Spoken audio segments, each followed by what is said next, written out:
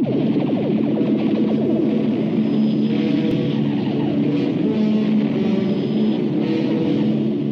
really do think The War of the Worlds was the film that gave birth to the modern science fiction era. The film was just, I mean, it was a colossal success. AFI had 100 films in 100 years, the best films. And War of the Worlds was number 28. When people think back in my career, that is what they talk about. They talk about War of the Worlds.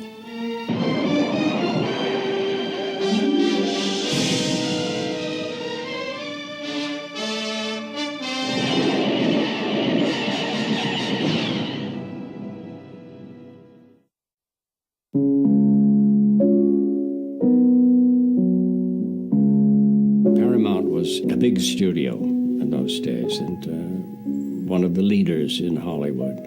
In those days, it was more a studio-run community. Paramount's own word, that was a family. The beautiful part about it from a designer standpoint is nothing was outsourced. They were a complete entity with the camera department, the art department, the effects department. We're all under the one roof. Paramount had the Golden Circle. As I said, it started in 1922. These were the stars of tomorrow. You had to be there every day and punch a card. I had a time card, so they would know that I had come in. After all, they're paying me $125 a week, so they want to make sure I show up. And you would read scenes with boys and girls who had interviews there. You would help them out with their reading, so that's what you did pretty much every day. When I started my first day of employment at Paramount, I was making set models, and I built this catapult out of balsa wood and rubber bands and paper clips and made it so it would work. You would shoot these peas across the room. When I carried the model over to DeMille's office, the catapult was included, you see. That was my first meeting with Mr. DeMille. And when he saw it, this intrigued him, and he tried it a few times, and it really worked. He spent about an hour of his valuable time playing with this doggone thing. Jesse Lasky, who was a big executive at Paramount, he bought this book from H.G. Wells in 1924, and it sat at Paramount until 1951. H.G. Wells' son, Frank, was interested in doing the movie, doing the book. And he said, sorry, son, but it's been sold. I don't own it anymore.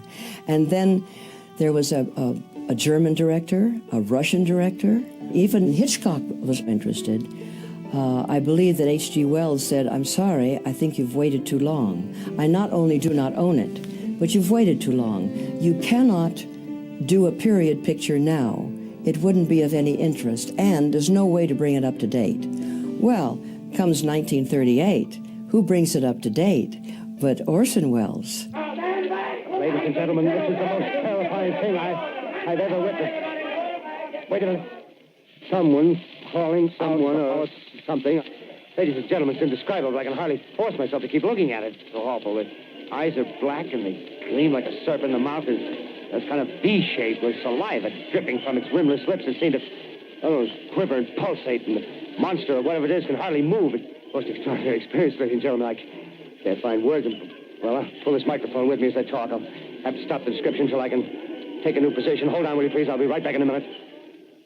I was probably maybe 4 years old, but I knew what stuff was going on. I could kind of tell what was happening. I listened to it with my grandfather. My folks were out that night because around Halloween or something. And I remember it terrified me because my grandfather got scared. He was believing it, as a lot of people did, And I remember feeling that fear. Oh, my God, if my grandfather's afraid and he's the hero guy here, he's the grown-up, what's going to happen to me, And I think I had dreams about that for a while. And a lot of people didn't stick with it at the end. That's why it caused such a panic.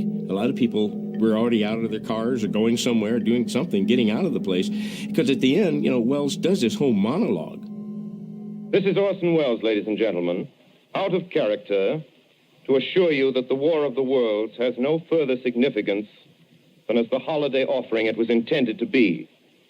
The Mercury Theater's own radio version of dressing up in a sheet and jumping out of a bush and saying boo. It's Halloween. Ray Harryhausen wanted to do War of the Worlds, but Cecil B. DeMille said, I'm sorry, I own it and I'm giving it to George Pal. He was very disappointed, but he said, George is my very good friend, and if anyone can pull this off, it'll be George Pal. I actually built a Martian based on H.G. Wells' description in War of the Worlds. I wanted to keep it in the Victorian period, which the original story was laid.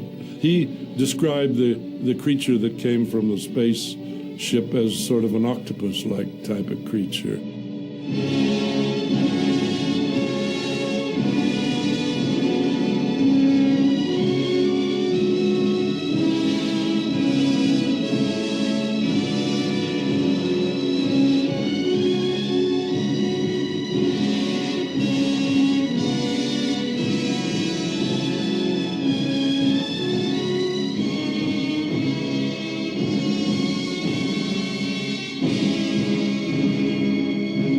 I took it all around Hollywood. Jesse Lasky had it for a while, and George Pal had it for a while. I understood that Paramount owned the rights to all Wells' subjects. So I thought Jesse Lasky could really get in because he practically founded Paramount Pictures. But he had it for 6 months, but we couldn't raise money. People weren't that interested in science fiction at that time. I knew George Pal growing up through the 30s, through his Puppetoons. He was my absolute favorite. I knew all of his Puppetoons. George Pal was in Budapest before the war began. And I remember these Puppetoons goose-stepping Heil Hitler through Holland, knocking down fences, tulips, windmills. And I think he had to soon get out of Europe after that was released. And it's about an invasion of Holland, a very stylized invasion, by these mechanical monsters called the Screwballs, who are obviously the Nazis. And in the very end, Jan, a little Dutch boy, is praying in a ruined church for some sort of deliverance, and then all of a sudden it starts to rain, and the Screwballs rust and turn to dust, and they're beaten, and Holland is free again. And oddly enough, it's almost identical to the ending of War of the Worlds in a lot of ways. His Puppetoons were very elegant. I worked on the first 12. I had read in the paper that he had just come over from England, so I was one of the first animators he hired. Several of George's dearest friends were animators, and probably none closer than Walter Lantz, the man behind Woody Woodpecker and dozens of cartoon characters. In almost every one of George Pal's films, he'd throw in Woody Woodpecker somewhere as a kind of tribute to Walter Lantz. It all started with Destination Moon, where there's a film very simply breaking down the process of space travel as told by Woody Woodpecker.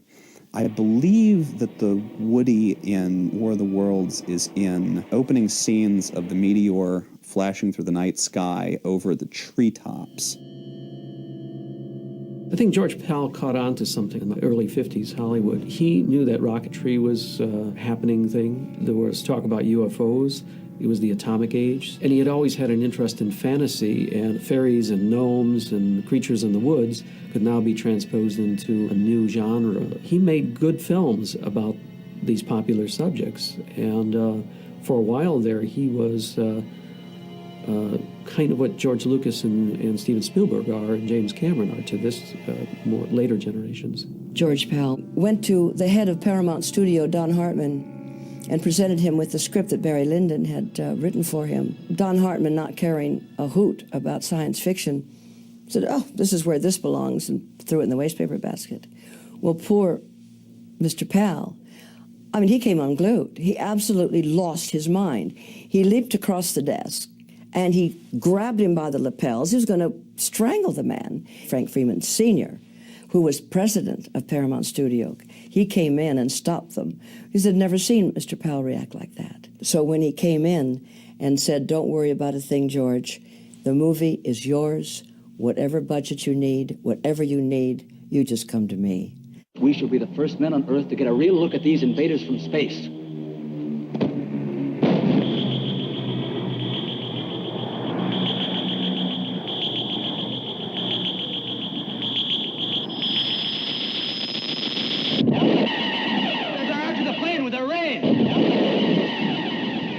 was surprised when I got a call from my agent saying, go to Paramount for a wardrobe fitting.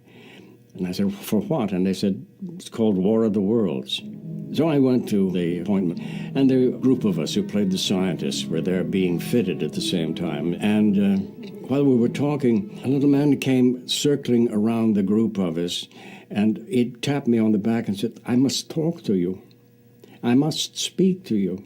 And I said, yes, I said, as soon as we finish here, I'll... And he says, I'm at the writers' building, room 111, or whatever it was. And we finally did finish the wardrobe thing. I was about to leave the lot, and I thought, oh, somebody wanted to see me. And I went to the writers' building and to the office that he'd named, and it was George Powell. He was really distressed. He said, you are blonde. And I said, well, no, this is the color of my hair. And he said, you are blonde. I have pictures. And he brought a picture out of the drawer of his desk, and it was one of the file pictures at RKO with me with the blonde hair. I hated those pictures. I don't think anybody else ever gave me a job out of them, but George Powell did. We'll take all our instruments and establish a base laboratory in the Rocky Mountains. It'll give us time to search out some weakness in the Martians. Forlorn hope. There is a chance. One day I was at the talent department with Charlotte Clary, and George Powell walked in with Byron Haskin and Gene Barry, and they were reading people for the part of Sylvia. And they weren't that impressed with me at all. But Charlotte Clary, she said, you can't leave. You've got to hear Anne. So I went in with the script, and my knees were shaking so hard I had to sit down, and I put the script, on a podium because I didn't dare touch it. I couldn't have read it. And I recreated the script in front of them. And George Powell, then and there, said, she doesn't look the part, but we'll make her look the part. And that, your mouth flies open. You mean I... And then Charlotte saying, yes, you've got it. My second movie was War of the Worlds. I guess it was the biggest picture I ever did. I did dozens and dozens of movies thereafter, but War of the Worlds to this day is one of the great films of all time, I guess. Ann Robinson was my co-star, and we were both new, He wanted everybody to be anonymous. He didn't want anyone to be recognizable. And trust me, after the movie was over with that awful, dreadful wig they put on me, I was never recognized. But that was his purpose. He wanted the Martian to be the star of the movie. I remember as a little kid hoping for it every year, every day, and then it was happening. I couldn't believe it. Gene Barry on the set, shooting a scene with stars. Wow. You want to know what I was thinking? If we could gather all the energy expended in just one square dance, we could send that meteor back to where it came from. Well, our very first shot in the movie was a location shot. And we went to Phoenix, Arizona, because the National Guard was on bivouac, I believe is what you call it, and we needed tanks, and we needed action. And so we were flown there. It was raining, it was muddy, it was cold, it was miserable. And when those tanks ran, they didn't stop and start for us. Gene Barry and I had to run around and dodge all those things.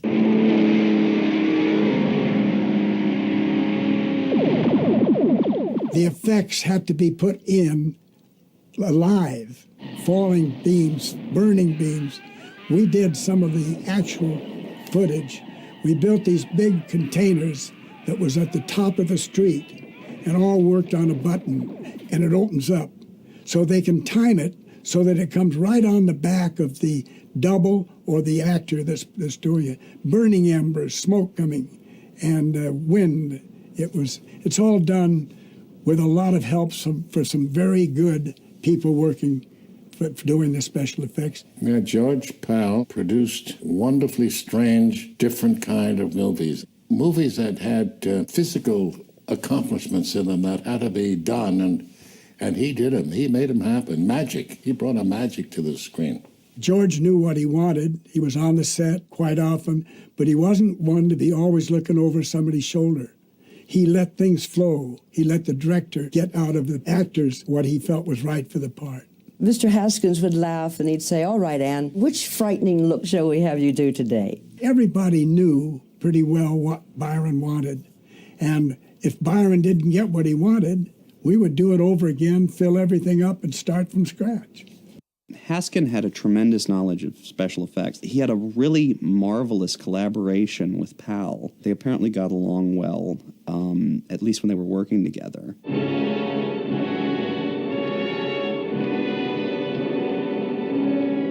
Well, the locations were difficult only in the fact that you're in the middle of Los Angeles and you're showing an exodus of hundreds of people, packs on their back, cars overloaded.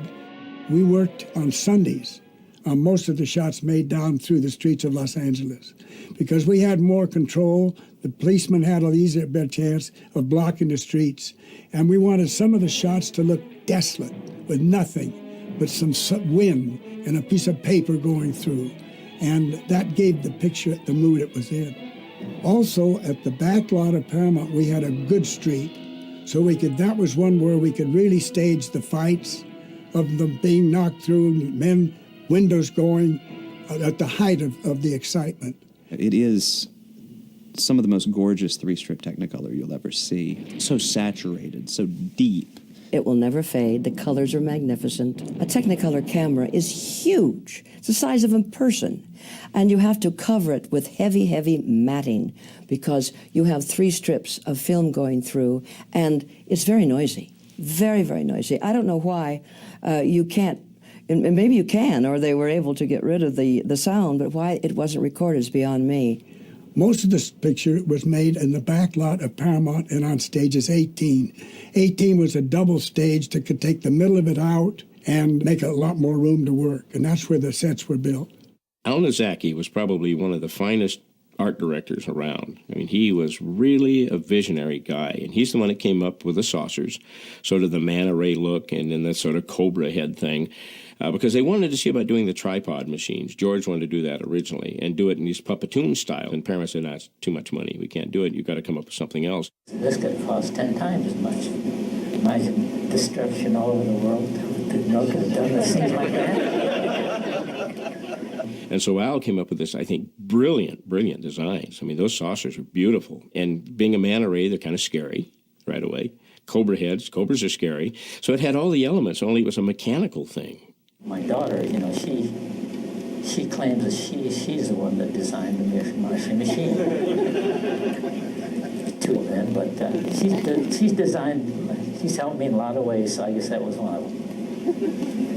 Now, what you're seeing here is the close-up of the Cobra eye of the Martian war machine. Now, this particular machine was not in the original film. They had 3 of them in the original film. They were made of copper and had all kinds of electronics in here, and the green things glowed, all the windows and stuff glowed. And this was made for the TV series that they did a few years ago. And so this is just made of fiberglass. And a sad story about the original ones that were made of copper, they gave them to a copper drive, a Boy Scout copper drive, and they were melted down. And so they don't exist. I did get to go on stage 18 and watch them glide. It was silent. And these magnificent copper machines were just gliding above you, all across the soundstage. It was quite eerie and very, very impressive.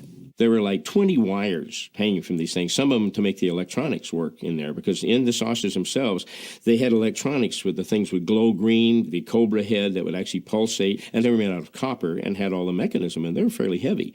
See, the wires were painted blue so that it would not show up blue screen, but some people have maintained they could see the wires pretty well. When they fired the ray, they took an acetylene torch against black and with a fan, and they would match it up to where the ship was supposed to be or the Cobra head was supposed to be, and they would hit the acetylene with a fan and blow it out, and that's what you saw when that ray came out, which is really kind of brilliant. You think about it. I remember coming on the set and looking up at this enormous Cobra head. And I said, "What in God's name is that?" And somebody flipped a switch, and that thing came on. Scared the devil out of me. I jumped a mile. There's a scene later where they make these blisters, and they're like domes. And what they literally did there, they just took glass domes and shot them against black. and supered them right over the saucers. Because to make a dome big enough for a saucer that's, 3.5 feet across, that would have been a pretty darn big dome. Charlie Gamora, he was one of the all-time great makeup artist guys and also one of the best gorilla men in the business. He created, Al Nazaki designed this Martian guy. First glimpse you get of it is where they're looking through a hole in the wall and you see him go by, and it really looks, whoa, that's creepy. When they brought the Martian on the set the very first time, he was enormous and far too big than whatever George Pal had anticipated, and they had to use it the next day. Well, Charles Gamora and his daughter, she was only 12 at the time, they went home and worked on that thing all night long. Basically, we had to start from square one.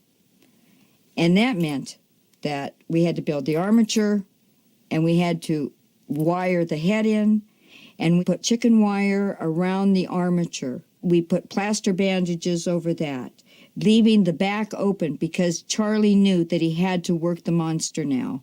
Charlie would kneel inside of it, and he could put his hands into the arms. They came about to the elbows of the Martian, and he had little pull rods that he could pull, and that made the fingers do this. And that's that one scene you see a hand come in to grab Ann Robinson. The monster's arms was made for an over 6-foot monster. So now we have to work these huge arms into this very small body. We pulled the old latex off the old monster and layer it on first, and then start putting new layers on over it. And this is beginning to really start looking opaque and real. And I'm going, this is real. This is really looking real. Even I'm thinking this is looking real. And they wanted a 3-eye system in it. So it had a round eye, but it was red, green, and blues inside of this thing. And he's realizing as he puts the eye in that now the wires can't go along the side. They have to go up and over the head for freedom of movement. So this is where the veins in the head were totally a last-minute idea. As it gets close to dawn, we're realizing it's the deadline. And this Martian has not cured and is falling apart right before our eyes. We're wondering if this is going to hold up through the shot.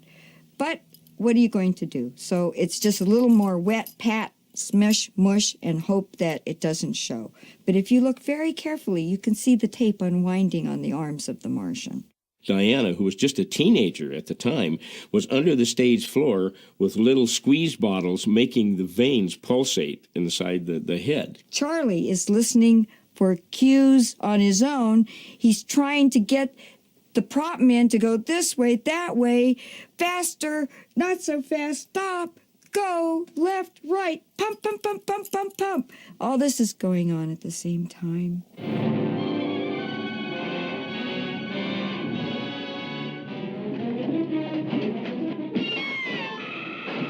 The prop guy had him on wires and pulled him, and darn near pulled Charlie and the whole thing over when it went out of the scene. I mean, it really goes out fast because he's going out waving the arms like crazy, and the back was open, and the guy pulled him so fast he darn near fell out of the thing. You'll see that he's going like this.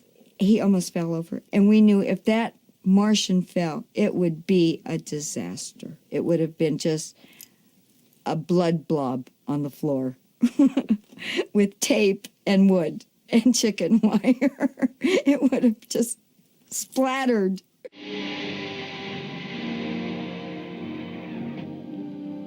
The best look you get of it is the arm at the end when it comes out and it dies. Charlie Gamora was on the other end of the arm blowing into a tube. And so it was pulsating. And then as the Martian died, we changed the color from red to green, slowed down the heartbeat, sucked all the air out. And that's all we did. No computer had to do that. And it was something you'd never seen before, ever. And in Charlie's great sculpting abilities to be able to pull this thing off and make it work is pretty unique. It started a whole new genre of filmmaking that we're still profiting from today and that I'm able to tell you about 50 years later. And so the contributions that Charlie made ring out to this day. And even though nobody knew his name,